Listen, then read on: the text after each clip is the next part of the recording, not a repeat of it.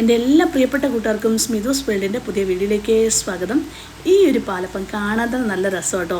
ശരിക്കും പറഞ്ഞാൽ കാണുമ്പോൾ തന്നെ കഴിക്കാൻ തോന്നും, അത്രയ്ക്ക് കളർഫുള്ളാണേ.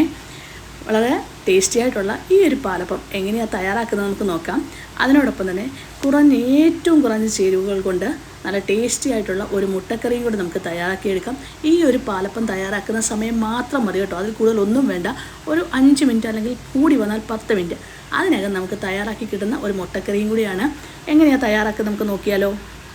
ഇതിനായിട്ട് ആദ്യം തന്നെ 5-6 മണിക്കൂർ വെള്ളത്തിൽ കുതിർത്ത് വെച്ച പച്ചരി ഞാൻ മിക്സിയുടെ ജാറിലേക്ക് ഇട്ട് കൊടുത്തിട്ടുണ്ട്. 2 ഗ്ലാസ് പച്ചരിയാണ് ഞാൻ എടുത്തിരിക്കുന്നത്. ഇതിലേക്ക് 1/4 ഗ്ലാസ് ചോറിട്ട് കൊടുക്കുക. നമ്മൾ ഏത് കപ്പിനാണോ നമ്മൾ അളന്നെടുക്കുന്നത് ആ സെയിം കപ്പിന് തന്നെ അരിയും ചോറും എല്ലാം എടുക്കുക. ഇതിലേക്ക് ഒരു 1/4 ടീസ്പൂൺ മാത്രമാണ് ഞാൻ ഈസ്റ്റ് ചേർത്ത് കൊടുക്കുന്നത്. എന്നിട്ട് ഒരു ചെറിയ കഷ്ണം ബീട്രൂട്ട് 4 കഷ്ണങ്ങളായി മുറിച്ച് അതും ചേർത്ത് കൊടുത്ത് ആവശ്യത്തിന് വെള്ളവും ചേർത്ത് നമുക്ക് അരച്ചെടുക്കാം. നല്ല മയത്തിൽ തന്നെ അരച്ചെടുക്കണേ. ഞാൻ ഈ അരച്ചെടുത്ത പാലപ്പമാവ് ഒരു പാത്രത്തിലേക്ക് ഒഴിച്ചു കൊടുക്കുന്നുണ്ട്. ഞാൻ കുറേശ്ശെയായിട്ടാണ് അരച്ചെടുക്കുന്നത്. അതിനോടൊപ്പം തന്നെ ഞാൻ ഇനിയും ചേർത്ത് കൊടുക്കാൻ പോകുന്നത് ഒരു കരിക്കാണ്ടോ, അതായത് നല്ല ഇളപ്പത്തേങ്ങ എടുക്കുക. ഒരെണ്ണമാണ് ഞാൻ ചേർത്ത് കൊടുക്കുന്നത്. ഒരു ചെറിയ കരിക്കെടുത്തു, അതാണ് ചേർത്ത് കൊടുക്കുന്നത്. ആ തേങ്ങ ചെറിയ കഷ്ണങ്ങളായി മുറിച്ച് കൊടുത്തു. ഇതിലേക്ക് 1-2 ടേബിൾ സ്പൂൺ പഞ്ചസാരയും ആവശ്യത്തിന് ഉപ്പും ചേർത്ത് അരച്ചതും കൂടെ നമുക്ക് ഈ ഒരു മാവിലേക്ക് ഒഴിച്ചു കൊടുക്കാവുന്നതാണ്. എന്നിട്ട് നന്നായിട്ടൊന്ന് യോജിപ്പിച്ചെടുക്കുക. ശരിക്കും പറഞ്ഞാൽ ഒരു 4 നല്ല ചൂടുള്ള പ്രദേശങ്ങളിലാണെങ്കിൽ ഒരു 4-4.5 മണിക്കൂർ കൊണ്ട് തന്നെ നമുക്ക് പാലപ്പം തയ്യാറാക്കാൻ തുടങ്ങാം കേട്ടോ. അങ്ങനെ ഞാൻ എല്ലാം നന്നായിട്ട് മിക്സ് ചെയ്തു. പാലപ്പത്തിൻ്റെ മാവ് വേണ്ട ഈ ഒരു തിക്നെസ് മാത്രമേ ഉണ്ടാവാവൂ, ഒരുപാട് അങ്ങ് തിക്കായിട്ടിരിക്കരുതേ. എനിക്ക് ഒരു 4.5 മണിക്കൂർ തന്നെ കൊണ്ട് മാവ് നല്ലതായിട്ട് പൊടിച്ച് പൊങ്ങി വന്നിട്ടുണ്ടായിരുന്നു കേട്ടോ. ഞാൻ ഇതിന് മുമ്പേ പറഞ്ഞു, അത് ഓരോ കാലാവസ്ഥയെ ഡിപ്പെൻഡ് ചെയ്തിരിക്കും, നോക്കിയിട്ട് മാത്രം തയ്യാറാക്കാൻ തുടങ്ങാം. കാണുമ്പോൾ തന്നെ അറിയാലോ ഇതിന് മുകളിലേക്കൊക്കെ മാവ് വന്നിട്ടുണ്ടായിരുന്നേ. അങ്ങനെ ഞാൻ പാലപ്പം തയ്യാറാക്കാനായിട്ട് തുടങ്ങുക. ഒന്ന് ജസ്റ്റ് ആ തവി വെച്ച് ഞാനൊന്ന് മിക്സ് ചെയ്ത് കൊടുക്കുന്നുണ്ട്, ഒരുപാട് ഇട്ടങ്ങ് മിക്സ് ചെയ്തത് കേട്ടോ. എന്നിട്ട് നമുക്ക് പാലപ്പം തയ്യാറാക്കാൻ തുടങ്ങാവുന്നതാണ്. ഈ പാലപ്പം ഞാൻ തയ്യാറാക്കുന്ന സമയം കൊണ്ട് തന്നെ ഞാൻ മുട്ടക്കറിയും കൂടി തയ്യാറാക്കാൻ പോവാണ്. വളരെ എളുപ്പത്തിൽ തയ്യാറാക്കാവുന്ന മുട്ടക്കറിയാണെന്ന് ഞാൻ പറഞ്ഞു. അധികം ഇൻഗ്രീഡിയൻസ് ഒന്നും വേണ്ട കേട്ടോ. എന്നാൽ അതെങ്ങനെയാണ് തയ്യാറാക്കുന്നതും കൂടെ നമുക്ക് നോക്കാമേ.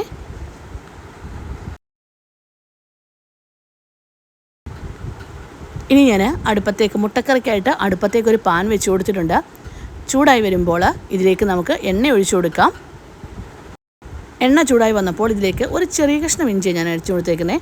അതുപോലെ തന്നെ പച്ചമുളകുമാണ് ഇട്ട് കൊടുത്തിരിക്കുന്നത്. എരിവിനനുസരിച്ചുള്ള പച്ചമുളകും കൂടെ ചേർത്ത് കൊടുക്കുക.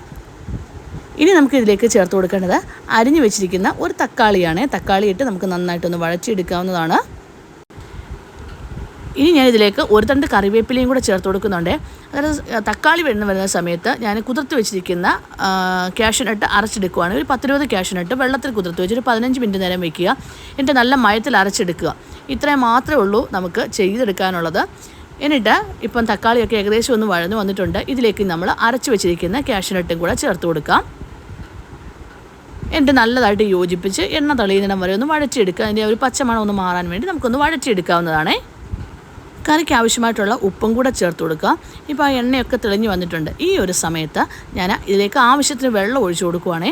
ഞാൻ ആ മിക്സിയുടെ ജാർ തന്നെ കഴുകി ആ വെള്ളം തന്നെയാണ് ഒഴിച്ചു കൊടുക്കുന്നത്.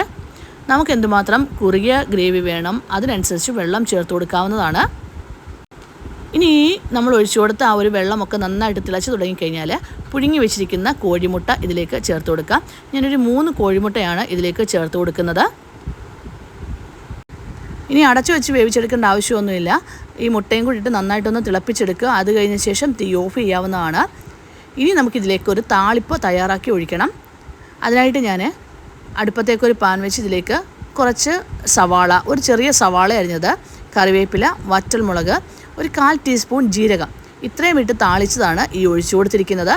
ഇത്രയും മാത്രമേ ഉള്ളൂ കേട്ടോ. മുട്ടക്കറി വളരെ ടേസ്റ്റി ആയിട്ട് തന്നെ നമുക്ക് കിട്ടും. പെട്ടെന്നൊന്ന് തയ്യാറാക്കി എടുക്കാനും പറ്റുന്ന ഒരു മുട്ടക്കറി തന്നെയാണ്. ഇതിലേക്ക് ഞാനൊരു 1/4 ടീസ്പൂൺ കുരുമുളക് പൊടിയും കൂടെ ചേർത്ത് കൊടുക്കുന്നുണ്ട്. അങ്ങനെ ഞൊടിയിട കൊണ്ട് ഒരു മുട്ടക്കറിയും തയ്യാറായി, അതുപോലെ തന്നെ പാലപ്പവും തയ്യാറാക്കി കേട്ടോ. വളരെ എളുപ്പത്തിൽ തയ്യാറാക്കാവുന്ന ഒരു മുട്ടക്കറി തന്നെയാണ്. അതുപോലെ തന്നെ പാലപ്പം കാണുമ്പോൾ തന്നെ നമുക്കൊന്ന് കഴിക്കാൻ തോന്നുന്ന ഒരു പാലപ്പം തന്നെ കേട്ടോ. നല്ല സോഫ്റ്റ് ആയിട്ടുള്ള നല്ല പെർഫെക്റ്റ് ആയിട്ടുള്ള ഒരു പാലപ്പത്തിൻ്റെ റെസിപ്പി തന്നെയാണ്. തീർച്ചയായും നിങ്ങളൊന്ന് തയ്യാറാക്കി നോക്കിക്കോളൂ.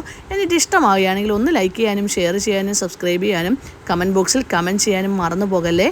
Thank you for watching.